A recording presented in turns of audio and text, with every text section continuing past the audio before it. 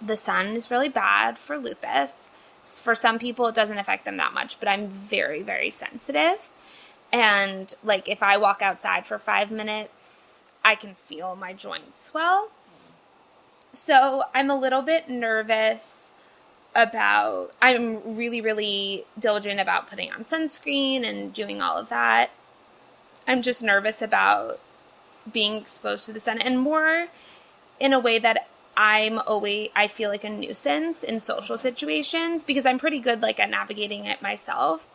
But in social situations, being like, can we sit under the umbrella? Oh, can we sit in the shade? Like, oh, I need to bring this huge umbrella to the beach. Excuse me. Hey there, and welcome to In Sickness and in Health, a podcast about the intersections with chronic illness, disability, healthcare, and mortality. My name is Kara Gale. I'm not a doctor or a medical professional. I'm just a person and a patient who really wants to talk about this stuff more. Nothing said on this show should ever be considered medical advice. If you're experiencing a medical issue, please seek qualified medical help. I know the system sucks, but I do wish you a lot of luck. Every person is different, even within disease groups, so none of my guests should ever be regarded as official representatives or spokespersons for their conditions. Please respect their very personal choices, and unless they ask for it, please don't make suggestions about treatments or lifestyle changes. Unsolicited medical advice is never not annoying. In today's episode, I talked to Erica Lupinacci of Suffering the Silence about her health advocacy with HIV/AIDS and through Suffering the Silence, media portrayal of chronic illness and disability, challenges she'll face as an actor with a disability, doing everything right and still being sick, illness on social media, the nightmare of American health insurance, and traveling with an unpredictable illness. We recorded at Erica's apartment in the West Village on one of the first very hot days so far this summer, so we did have to sit in front of a fan the whole time, so sorry about that noise. As always, find resources and more from us at insicknesspod.com and on social media at insicknesspod. And you can find links to Erica's projects on the show page. If you can, please take a moment to subscribe, rate, and review us on iTunes, which helps other people find the show. And I hope you enjoy this episode.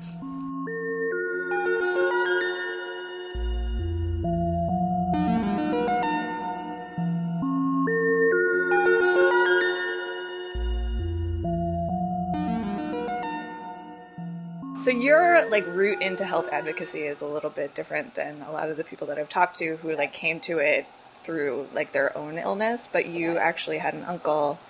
Can you talk a bit about your experience with him? Wait, my uncle? Did you not? Did you have an uncle that had HIV? No. No? Okay, no, but I did do a lot of work with HIV. Okay, talk about that. Okay.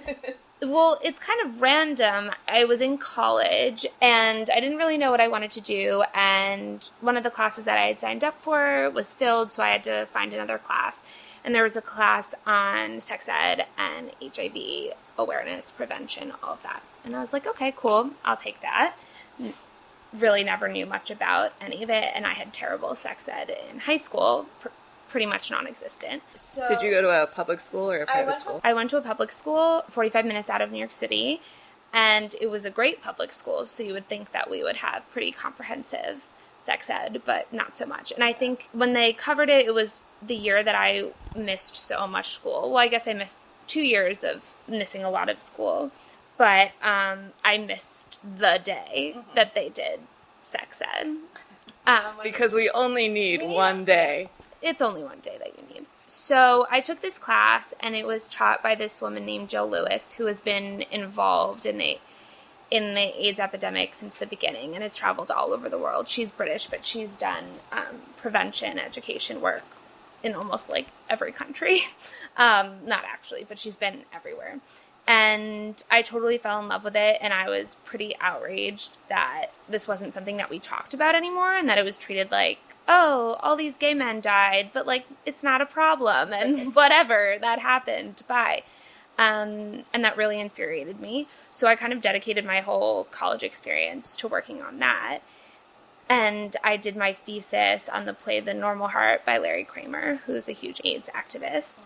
It was interesting. I didn't feel like I was invested in it because of my own chronic illness. I touched on it a little bit in my thesis, just in the way that some people, when they talk about HIV now, they say it's treatable, it's fine. And knowing what a treatable chronic illness is like, it's not fine, right. And it's not no big deal. So I talked about it a little bit there, but I've never really understood what my personal connection to it is, because I do feel very passionate and connected to it in general. But well, the internet says that you had an uncle who died of AIDS. What? I don't remember where I read that. I read that like a long time ago, like the first time that we were supposed to have an interview before we had to reschedule. But yeah, that's so really weird. Interesting. I'm gonna have to look that up. Yeah. Oh my god, rumors already. Wow. A taste That's of crazy. fame. Yeah, there we go.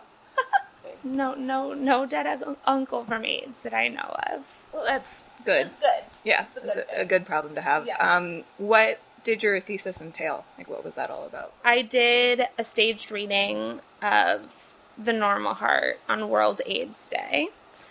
And then I did a bunch of interviews with audience members and cast and all of that after the fact.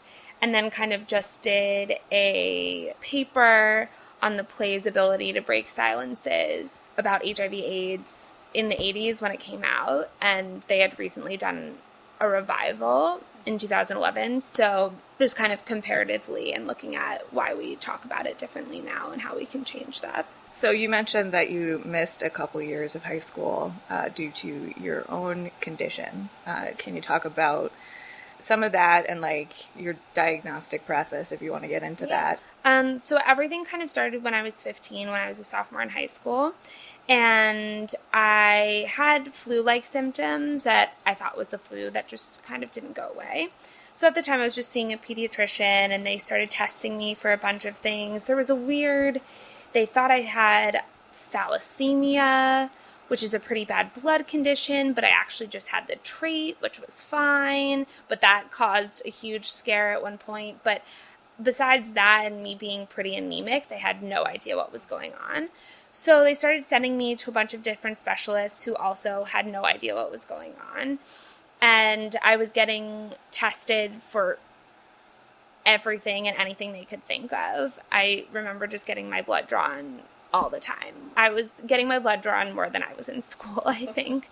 And through the process of that, I got pretty depressed.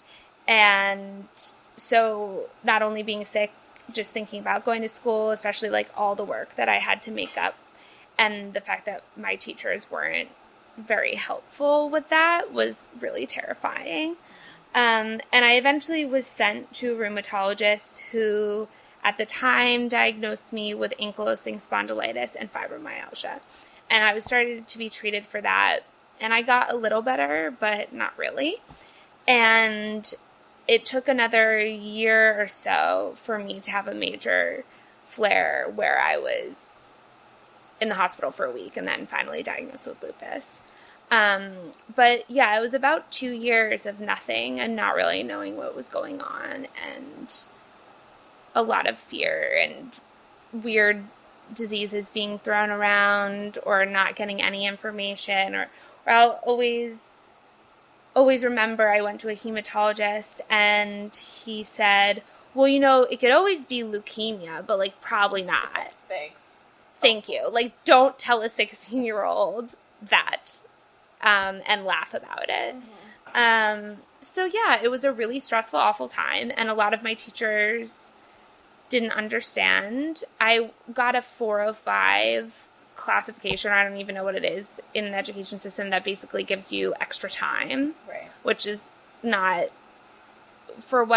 it was extra time for tests and things like that. And luckily, like, I was a pretty good student, so to sit down and take a test wasn't that hard for me. But having to make up all of the work and not feeling like my teachers and my classmates really understood why I needed that was really stressful.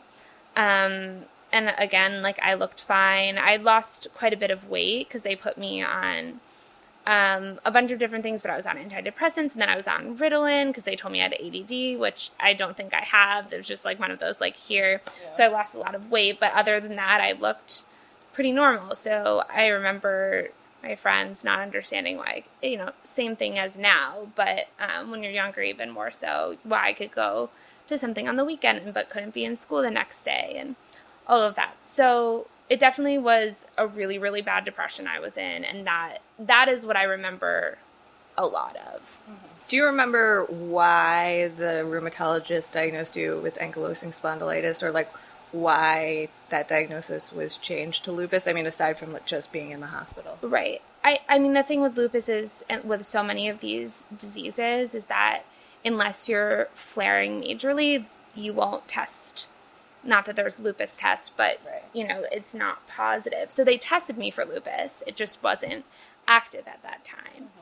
So honestly, I don't remember why she came to the conclusion of ankylosing spondylitis and fibromyalgia. It kind of felt like here are just some like general things that you could and may have, and we just need to give you a diagnosis.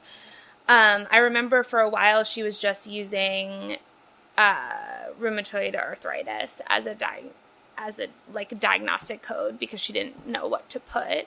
But I also think that like my initial doctor didn't really explain things to me. A lot of times I still have to, like any disease, look up things, but sometimes I don't feel like I totally even understood what lupus was because she didn't really explain a lot to me. Mm-hmm. So when I was having the major flare, they still didn't know what was actually happening and why it was happening, and it took a while to finally get in the hospital. I kept having these reoccurring, what I thought were back spasms, and there was actually fluid around my heart. So it took about like 2 months or so for me to get a echocardiogram, a scan of my heart, and they saw all this fluid, and they were like, you have to go to the hospital like right now. And it still took them 4 days to come to the lupus conclusion. Mm-hmm. But even then, my doctor walked in and said, we have good news, you have lupus. And everyone was confused by that was good news. But I was just so relieved to finally have a diagnosis that felt like it made sense. Right. So you might get asked this a lot. How do you feel about how lupus is portrayed on TV, like in, say, House? Yeah, and I've never watched House, mm-hmm. but obviously people will always say, oh, it's never lupus. And that's the thing that most people bring up. And then apparently one of the contestants on one of the seasons that I haven't seen of America's Next Top Model had lupus and her hair fell out a lot, and that's the kind of thing that people bring up. But most of the time, I don't feel like people really know what it is. And I guess House gives a somewhat accurate portrayal of the fact because it's so different all the time and it presents in so many ways. So always checking for it is a good idea. But I honestly have never seen the show. And so they really don't give a very clear idea of what it is. It's just it's a joke. Yeah, it's a joke because it has, these like kind of confusing and like indistinct symptoms, and so a lot of other diseases can be mistaken for lupus. So he says, it's never lupus, but lupus isn't that rare, is it? No, there's over 1 million people living with it in the United States. Yeah. So it's not that rare, but it does present in so many different ways that I understand why it takes a bit to diagnose, and more so because it depends on how active it is. Mm-hmm. But I would love for there to be a better portrayal and a better understanding of what it's like more day to day instead of on a medical show. Mm-hmm. I'm working on that myself. I'm trying to write something. Please tell me more about that. Well, I'm an actor. Mm-hmm. And I've been thinking about writing for a while, and I feel like chronic illness is one of the only things that really hasn't been touched on in the media, at least what it's like every day, the daily struggles, all of that. And I would really like for people to understand that and see that more. So I'm going to start working on a screenplay, and that is my plan right now. Exciting. Yes. We'll see how it goes, but I'm excited about it. That is very exciting because so often when things like this are worked into a script, it's more as a plot device by somebody who hasn't actually lived with it than anything else. Right. But I'm working with a new production company that's specifically for people that are disabled and trying to create more opportunities for that. And, everyone, just normal people. You don't have to play the character with Down syndrome. They could just be the doctor or the waitress or whatever, because we're all just normal people existing in the world. Yeah. And so many of these characters and in the media, they're all a punchline or... Yeah. Or like the bitter cripple or the evil, person. Yeah. There's just so many harmful tropes and stereotypes that get played out in the media, and I mean, especially now with whatever that movie is called. Oh, Me Before You. Yeah, people are really not happy about that. Yeah. Yeah, and I read an article by a girl I know who's a pretty big disability activist talking about that having a disability is cause to end your life and is cause that, like, well, what's the point now? Right. When, all of us are living day to day, and obviously, I have no idea what it's like to live in a wheelchair or be paralyzed and have no, perception of that. But portraying that in that way can be really damaging. For sure. For a whole number of reasons. Yeah. Can you tell me more about that production company? Yeah, it's new, and it was started by this wonderful guy named Patch, and his sister has Down syndrome, and he's really frustrated about the opportunities that have been presented to her throughout her life, and in, education system, working wise, just in general. So he's an actor as well, and he just started this company, and it's going to be focused on TV and film. And what we're really trying to do is create new work that features disabled actors, as well as documentaries and kind of narratives of what it's like to live with these and try to be an actor or try to work in the entertainment industry with this kind of condition or certain whatever you're living with, and how that affects you and how that affects your career. Yeah, that's awesome. What's its name? It's called Bridged Productions. You can check us out on Facebook, Instagram, and Twitter. So you are involved with your friend Allie, who wrote a book called Suffering the Silence about her experience with chronic Lyme disease and just the general atmosphere around the disease and whatnot. And you guys actually also, as a side component, started this community for people with chronic illness of all kinds. So can you talk about your experience with that? Yes. So Allie and I have been friends since middle school, so for a pretty long time. And Allie has been sick since she was 7, but she had a really, really rough year, our senior year of high school, which is when I was officially diagnosed. So we both went through our kind of worst times at the same time, and we were best friends, inseparable, and talked about everything except for this. And it wasn't that we ignored it, we never talked about it in a way that was helpful or in a way that we really could connect with each other and realize that we were going through some of the same things. Mm-hmm. So Allie wrote her thesis on Lyme in college, and then when she graduated, we kind of reconnected. We were both living in New York, and she got the book deal.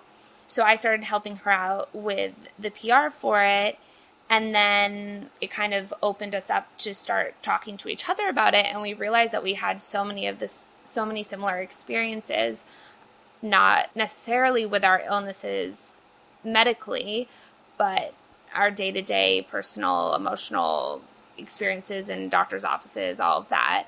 And we realized that we probably weren't the only 2 people to have that. So we kind of expanded on her book in the way that it's structured and started the website as a place for people to share their own experiences and write about what they had gone through in their own voice and not feel that they had to represent their experience in a super positive light or say it was all fine, because that was something that we both went through. I was always pretty open with telling people that I had it, but I tried to act like it was no big deal. So giving people a place to be super honest about it and talk about the negative aspects and when it's hard and scary and sad and all of that. And so we started with that story component, and then we kind of developed the photo series, which is what kind of really built up our community, where people were writing their diagnosis on their arm and taking photos of it. And it was really, really amazing to see these people, who, a lot of whom had never shared their diagnosis publicly with people, to so boldly showcase that and share it with the world was really amazing. And the shots are really great. Who was your photographer? Her name is Amanda Cromit, and she's a friend of Allie's best friend from college. And The World is Small, and she's incredible. And she's continued to do some work for us. And she and Allie just collaborated on a project with a specifically Lyme organization in Ridgefield, Connecticut, and they just did a whole gallery show on Wednesday with people living with Lyme. So she's amazing, and she's been so passionate about the community and really excited about all the projects, and her photos are really beautiful. Yeah, that's exciting it helps when you have somebody that you're collaborating with that's like also super into it. Yes. And with something like this, you want people that are super passionate about it and understand that they're not just taking a pretty picture, they're trying to capture a feeling and an emotion, and that this is not just supposed to be a pretty picture, it's supposed to be more than that. So someone that gets that is essential. So I'm moving to Los Angeles in 2 months, and I think that it's going to be really helpful for my body, but I'm also really scared about the sun, because the sun is really bad for lupus. For some people, it doesn't affect them that much, but I'm very, very sensitive. And like, if I walk outside for 5 minutes, I can feel my joints swell. So I'm a little bit nervous I'm really, really diligent about putting on sunscreen and doing all of that. I'm just nervous about being exposed to the sun, and more in a way that I feel like a nuisance in social situations, because I'm pretty good like at navigating it myself. But in social situations, being like, can we sit under the umbrella? Okay. Oh, can we sit in the shade? Like, oh, I need to bring this huge umbrella to the beach. Excuse me. So I'm kind of more nervous for that. But I do think that the warm weather is going to be really helpful for me, because I've noticed that the cold is detrimental, and I just get so many weird illnesses. I always have a cold. I just always feel so much worse. So a consistent like 70 degrees, I think will be wonderful. I think summers, no matter where I am, are going to be hard. But, navigating those social situations is really difficult. I think that that's been difficult in general always. And I think now, after doing all of this work and trying to advocate for myself and being more vocal about it, and then still not having people get it, can be really frustrating. Oh my God, it's the worst. It's awful. I want to be like, do you have any idea what I do with my time? Yeah. Like, I am an expert about this. You should listen to me. Right. And I think it's so frustrating, like, when you are so vocal about it, when people know that this is something that you do now, that people don't think about it, or that people don't listen, or I understand that it's difficult, and I know it's hard, but after like a year or so of being so vocal, it can be really frustrating and really sad when someone that you can be really close friends with just still doesn't get it. Yeah. I'm curious, and I hope this isn't planting a new fear in your brain that you didn't have before, but are you at all concerned about like the intense like health culture that is so associated with Southern California? I think it's good and bad, because there are times where I am healthy enough to work out and do all of that, and that's great. And I like to eat pretty healthy, so it's kind of, I think it'll be helpful and nice to be in that environment. But I think I'm worried about the entertainment industry culture a little bit more, just for myself navigating it as an actor for a bunch of different reasons, like energy level, not knowing when I'm going to feel good, not knowing when I'm going to feel bad, for auditions, for shoots, for this, for that. And then also, like, I know I will be in situations where I'm told to lose weight, or if I ever had to gain weight for, there are certain things that I am not capable of doing. Mm-hmm. And when you're just starting out, any reason for them to not hire you will be taken. So, I think I'm nervous about the appearance culture and having certain limitations that can't really be changed, but I think there's nothing I can do. So I just have to stick to my guns and advocate for myself and surround myself with people that understand and are healthy in a healthy way.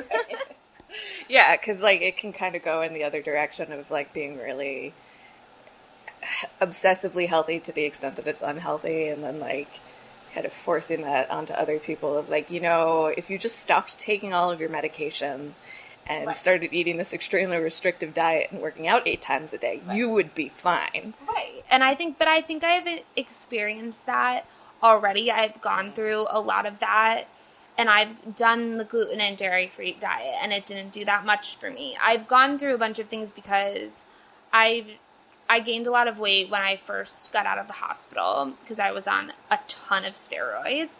No one told me to also, like, be careful about what I ate, and I, like, couldn't go to school, so I just sat at home and baked. Well, also, I mean, when you're on prednisone, that's, like, it kind of takes over, and, like, you can't be like, I'm going to eat a salad today. Right. I mean, I literally spent all my days baking cakes and then eating them for, like, 2 weeks of not going to school, and I ate a ton and all of that, and I gained a lot of weight, and my weight has fluctuated a lot since then, and I, for the first time in my life, have been conscious about what I ate and what I looked like and all of that, in a way that I'm still trying to navigate, and with this culture right now of diet fads and clean eating and all of that. And I've luckily, like, I love vegetables. I love salads. Like, I like all of that stuff. So that's really helpful for me. But it can be really stressful being around people who are so, so strict and so, so obsessed. And I've realized that for my own mental health, I can't do that. Mm-hmm. And I am obsessed with food. So depriving myself of anything is never going to work for me. Right. It's detrimental to my mental health, and that's not worth it. Right. So I think just going into that kind of situation, knowing that, and taking care of myself and knowing what I can and can't do will be helpful. Mm-hmm. But it will be very annoying. I'm very aware of that. I wonder if it'll ever stop. Like, will we ever get to a point where, like, people don't make those obnoxious comments? I don't know. No. I mean, probably not.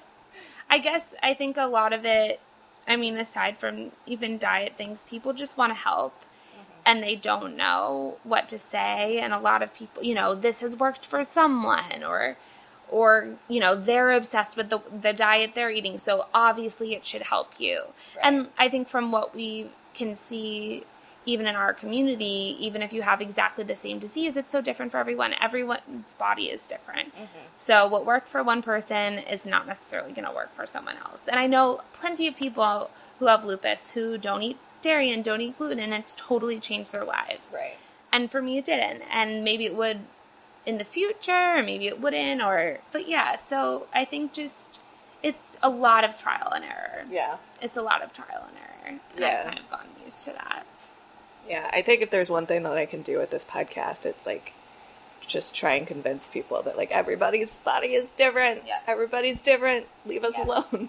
And it can change from day to day, week to week, month to month, year to year. I mean, it's so different. And I think that can also be really frustrating and really upsetting, because you go back to that year, my sophomore year of college, I felt like a normal person. Like, I could go out, I could eat what I wanted, I could whatever, and I felt fine most of the time.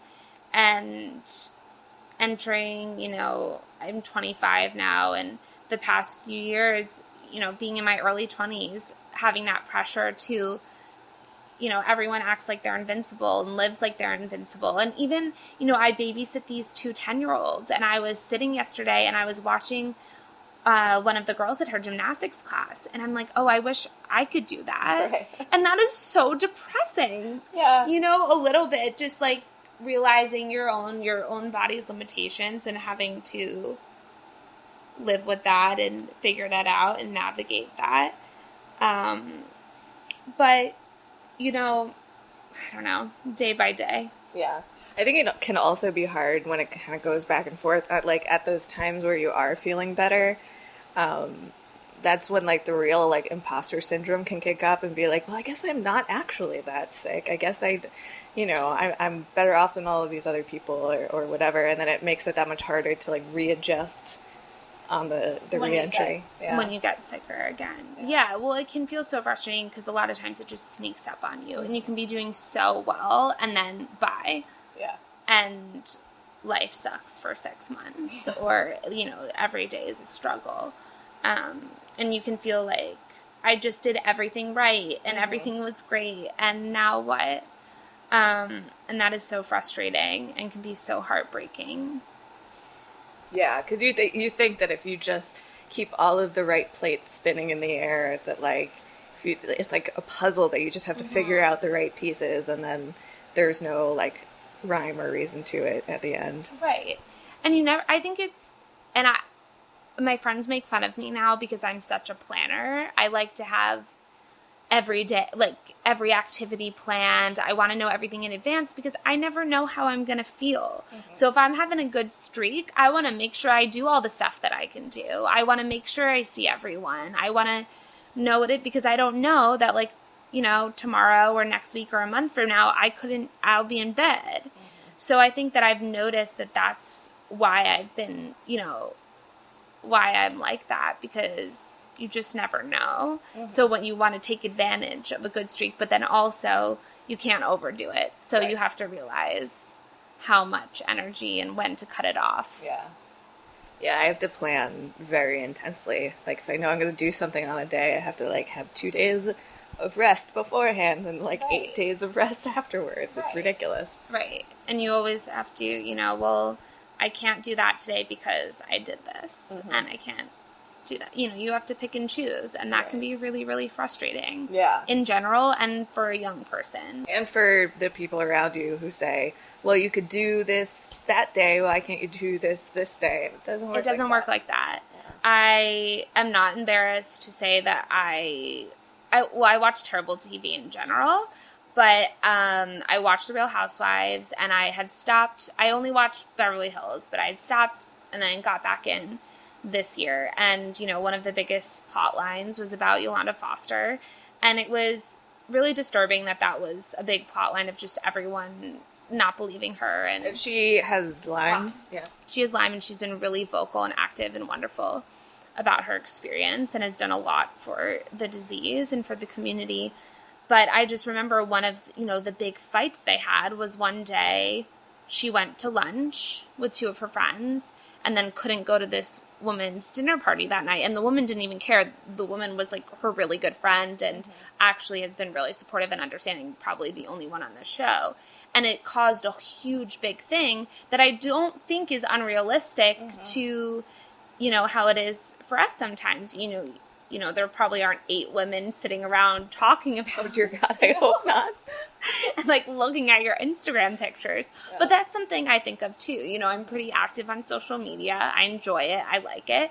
But I realize, some things, I do something one day and then I can't do something with someone that night. And I think about I can't post something about that because then they're going to think that I was lying, which is so ridiculous because even people who don't have chronic illnesses are putting more often than not their best self on social media. You're only seeing the highlights. Right. You're seeing the highlight reel. Right. You don't see all of the other shit that's terrible in their lives, and that's true of people with chronic illness too. I'm in the process of filing for disability right now, and so I have to be I don't know how careful. But it would make sense that in this day and age that they're looking at that. Right. It's hard. It is hard. And it's interesting. I think, I don't know if you see this, but with being active about your illness on social media. When I do post, I mean, I don't have that many followers on Twitter that are my friends in real life. But I notice when I do choose to talk about lupus on my personal accounts, not on the silence accounts, I always like notice the people that like those or engage with those posts that never engage with anything else. And I wonder how much of that is like a weird pity thing, or they feel awkward and all of this. It's just interesting to see how people in your life that react to those certain. Yeah, that is interesting, especially when you think about like how much just like algorithms are involved in it too. Right. So like you're sitting here worried about like all of like the personal implications when it could just be a robot who like only shows them those posts. Right. It's so true. Yeah. It's so true. But I do think about that, because when you are so public about it, like I think about now, if I ever, if a casting director ever Googles me, those are the first things that come up. And I'm really proud of that.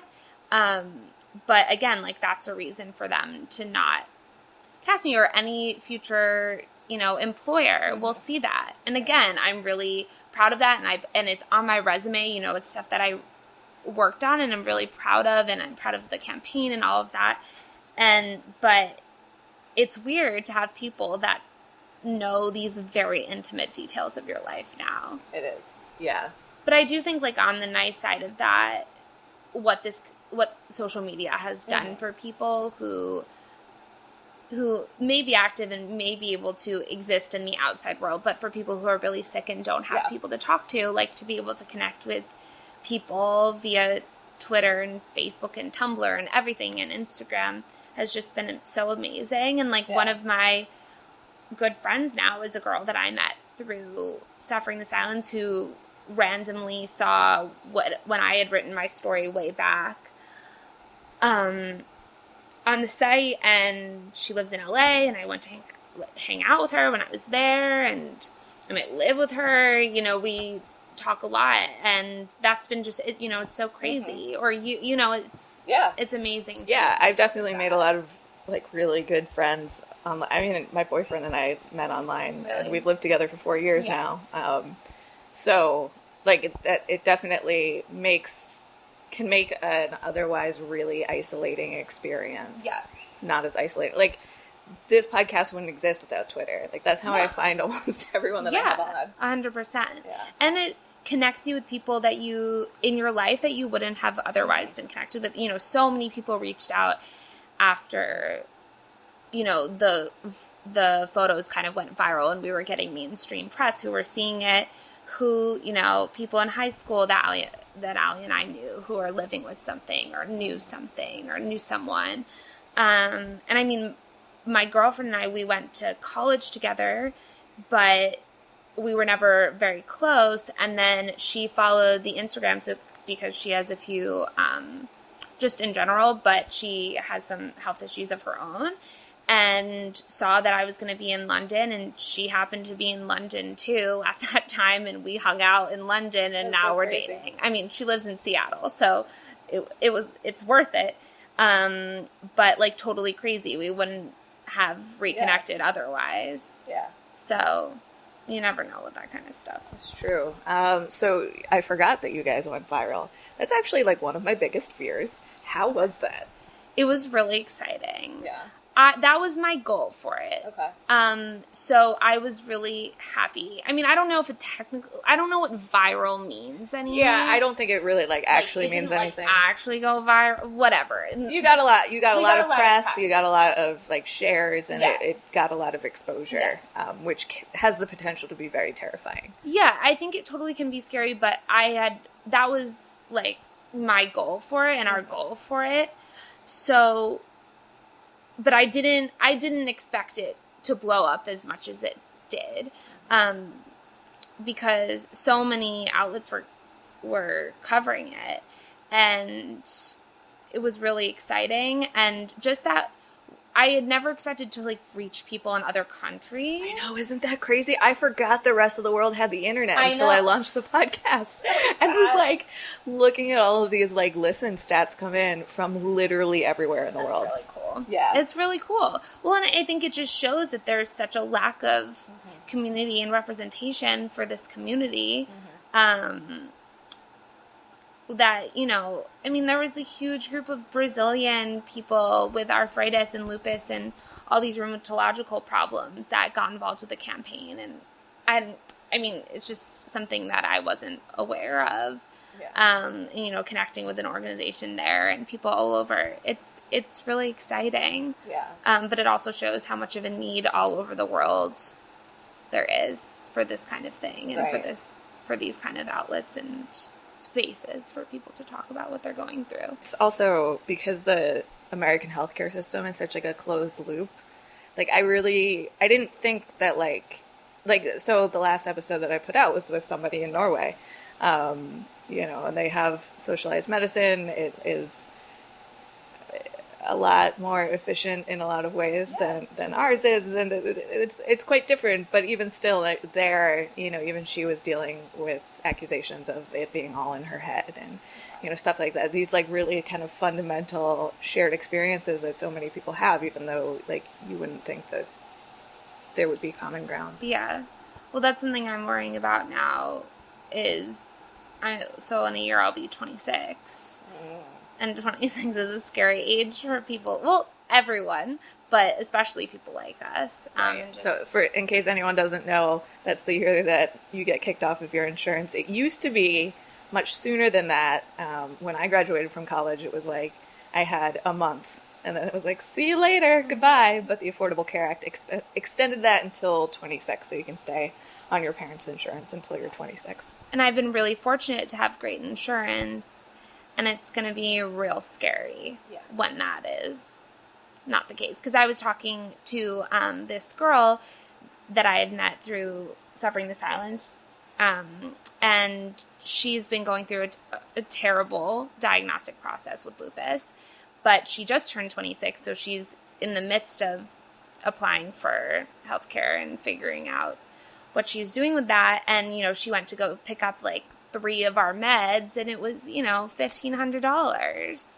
And it's really scary. And I get an IV that's like $9,000 each time or something like that. And yeah, it's just really scary to have to think about that. It is, and it's especially difficult if you are somebody who has like non-traditional employment. Like I'm a freelancer. Well, I was a freelancer. I'm not really doing much now. So thankfully my income was low enough that I qualified for Medicaid, but it was a pain in the ass to like prove that. And now that I am going through the disability process, like trying to prove to them that like I can't work enough and like, you know, so when you don't have a traditional like 9-to-5 job or even, you know, a part-time job, if it's different month to month, it can really complicate the process. Yeah, absolutely. And even looking for work when you're living with an illness or a disability, I mean, it's so difficult. And trying to figure out, you know, I think I did 9-to-5 for a while, and it was really, really hard on my body. And in general, I mean, when acting, I can't do that. I need something flexible, which can be great because I can hopefully freelance and work from home, and that's the ideal situation. But sometimes you can't find that, and it's really hard. And I mean, I am fortunate, and you know, there are some benefits to having an invisible illness or disability in some ways because people don't know when hiring me. But it is something that I usually eventually have to disclose and work around, and it makes working difficult. It does. Yeah. Because even though it's well within your rights under the Americans with Disabilities Act, employers are not always very excited to make reasonable accommodations, even when they're not unreasonable. Right. I've been pretty fortunate in my past few jobs for people who have been really understanding, and I also haven't gotten super sick in my past few jobs where it's really affected my work, but I definitely worry about that.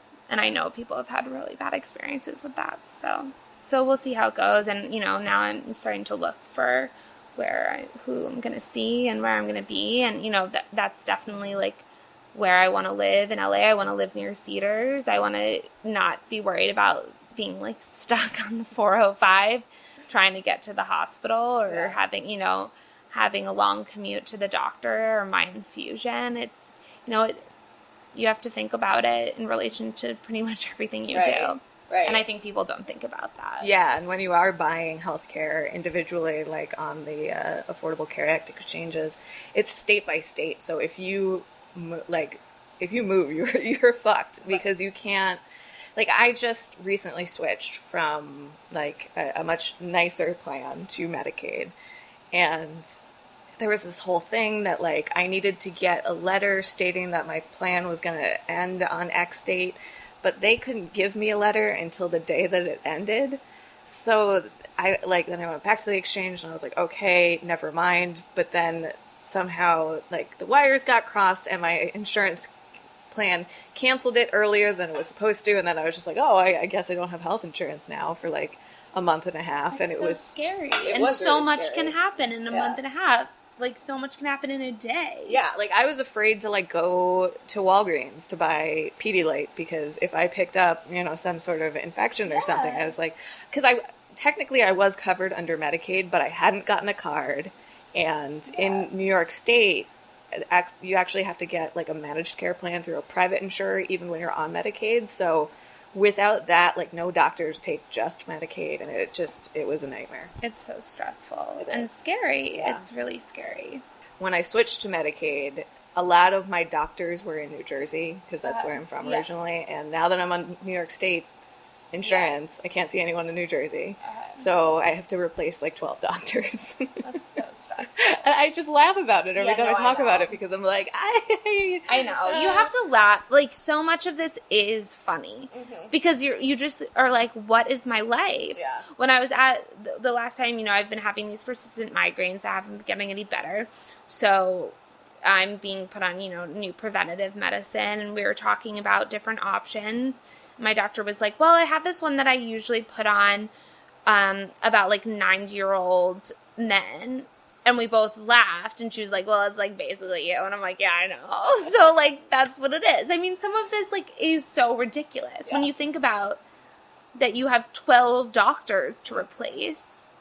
It's ridiculous. Yeah. My strategy right now is just to see how long I can go without actually needing any other specialists, because I have a primary care doctor who I like now.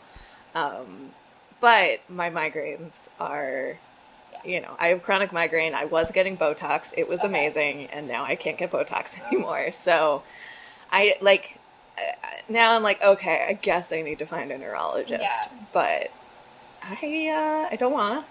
I don't want to at all. Yeah, it's exhausting too. And, you know, adding someone else to your team and someone to have to keep in the loop who others don't keep in the loop. And it's just a lot of we have a lot of responsibility. Yeah. And I think I get frustrated sometimes when my mom reminds me to do things and I'm like, you don't know, I every day I have to deal with this, like every second. And I think people forget how much we have on our plates and how much we have to do day to day to be a functioning human. Definitely. And especially like starting over with such a comprehensive health issue and health history. And also I have like at least 3 or 4 different conditions that like most doctors haven't really heard of. Right. Which is... Right. I can imagine that's so frustrating. Frustrating is one way to put really it. Scary. And I don't even know. I mean, it's bizarre. It's so bizarre because like I'm now in this alternate universe where I know more than the doctors. Yeah. And we're still operating under the rules of this universe where the doctors are supposed to know more than me. So that causes some issues. Yeah. And I think I saw a lot with Suffering the Silence, especially, you know, obviously with Allie's book and the whole debate over chronic Lyme and seeing so many people who are going through these issues where doctors are laughing at them or not taking them seriously. I feel fortunate that people usually will take me seriously because lupus is a well-known disease, at least in the medical community. But, you know, there are so many people out there that are just thrown aside and not taken seriously, and that's so hurtful and shameful and awful. Yeah. And dangerous. Dangerous, for sure. Super dangerous. And, like, definitely doesn't help our healthcare costs when we just continue to tell women that everything is all in their head until they get super sick and then need all of this, like, extra healthcare that they wouldn't have needed before. You traveled quite a bit for Suffer in the Silence, the book tour and everything. Do you have any travel secrets?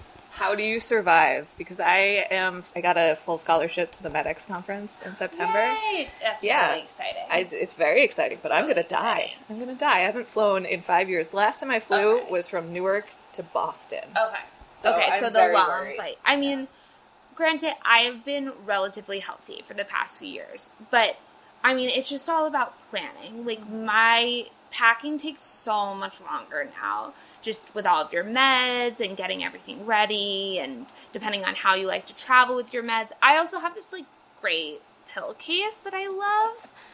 It's essential to my existence. It's just really cute and little, and it just, like, can fit everything. And depending on how long of a trip I'm going, I'll just put all my pills in there, or, you know, if I'm going for a longer trip, and if I'm, like, checking a bag or whatever it is, like, and I have to bring all of the actual bottles. But I think just thinking of, like, every possible thing that could go wrong and preparing for that. Like, bringing, like, I always get, you know, these weird skin things or whatever, so I bring, like, all of my creams. I bring everything. That I bring a little bit of prednisone just in case something happens. I'm, like, always prepared for worst case scenario, because I don't want to be frantically calling my doctor and trying to get things filled in other places. Yeah. So I always bring everything that I think could go wrong. You know, who knows if, like, emergency really works that much, but I always do a lot of emergency echinacea. Echinacea has really helped me for the past few months in general, so I've been using that a lot, and I usually up that when I'm away. For me, I need to be eating every few hours, so I always have, like, trail mix, bars, things with me, because I know, especially traveling, you never know when and what kind of food is going to be available to you. So to make sure you have those kind of options, and to, you know, I brought a little pillow with me and a blanket thing, because now sometimes they don't even offer them on flights, so depending on, like, what kind of sleep schedule and what you need on those kind of things is helpful. And, you know, especially with joint issues, getting up and walking on the plane helps a lot, and, like, doing little exercises. I remember when I was first in physical therapy, they just suggested to do the alphabet with your feet, and that view, and that, like, sometimes can help.